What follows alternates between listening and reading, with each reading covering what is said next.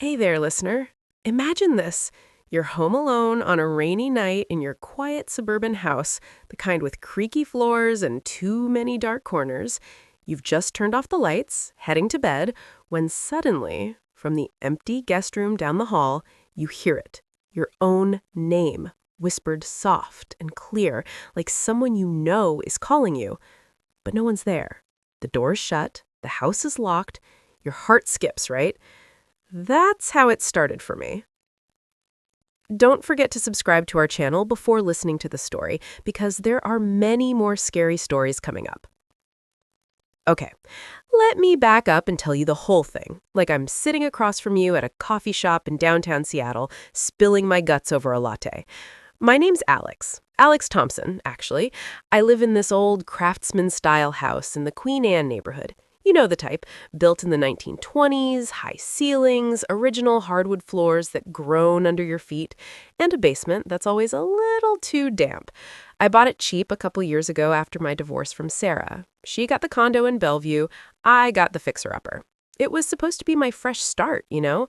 Quiet life, remote job as a software engineer for a tech firm downtown, no drama, but man, was I wrong.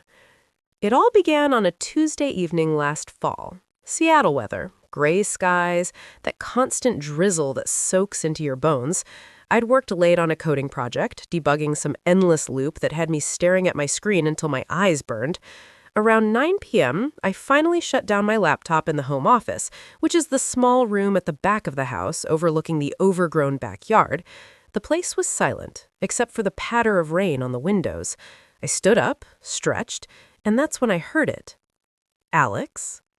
It was faint, like a breath more than a voice, coming from upstairs, maybe the master bedroom? I froze, my hand still on the desk lamp switch. The house was empty, had been since Sarah left. No pets, no roommates. I chalked it up to the wind or maybe the neighbor's TV bleeding through the walls. These old houses have thin insulation, right? I shook it off, grabbed a beer from the fridge, and headed to the living room to watch some Netflix. But as I sat there, the silence felt heavier, like the air was pressing in. I kept glancing at the hallway leading to the stairs, half expecting, what, a shadow? Nothing happened that night, but sleep didn't come easy. I lay in bed, staring at the ceiling fans spinning lazily, listening to every creak and drip. The next day, I laughed it off at work. Virtual meeting with my team, joking about haunted houses in Seattle. My buddy Mike, who lives in Tacoma, said, "Dude, it's probably just tinnitus from all that screen time. Get your ears checked." Made sense. I was 38, not exactly young anymore, and stress from the divorce still lingered. Sarah and I had been together since college at UW. Splitting up after 12 years left me raw. Maybe my mind was playing tricks. But that evening, it happened again. I was in the kitchen, chopping veggies for a stir-fry. Nothing fancy, just broccoli and chicken. The radio was on low, some indie station playing chill tunes. Then, cutting through the music, clear as day, Alex. This time from the empty dining room next door. I dropped the knife, heart pounding like I'd run a mile. I grabbed a flashlight from the drawer. Why a flashlight? Instinct, I guess, and crept over. The room was empty, curtains drawn against the night. I flipped the switch. Empty table, chairs pushed in, dust motes floating in the air. No one, nothing out of place. I even checked under the table, feeling like an idiot. "Hello?" I called out, my voice echoing a bit. Silence. Dead silence that made my skin crawl. I didn't sleep much that night either. Lay there in the dark, phone on my chest, scrolling through Reddit threads about hearing voices. Most were jokes or people suggesting carbon monoxide detectors. I checked mine, beeping fine, no leaks. But the fear was building, you know? That prickly feeling on the back of your neck like you're being watched. The house felt bigger, emptier, the shadows in the corners stretching longer under the moonlight filtering through the blinds. Over the next week, it escalated, slowly, like a pot simmering before it boils.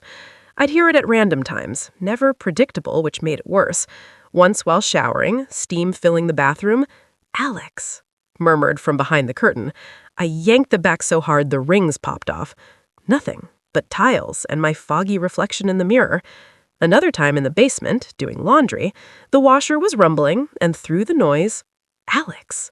From the storage room, door ajar, I slammed it shut without looking, heart racing, and bolted upstairs. The silence after was deafening, broken only by my ragged breathing. I started noticing other things. Subtle at first. A chair in the living room slightly askew when I came home from grabbing groceries at the Pike Place Market. I'd swear I left it straight, or the faint scuff marks on the hallway floor, like someone had walked there barefoot.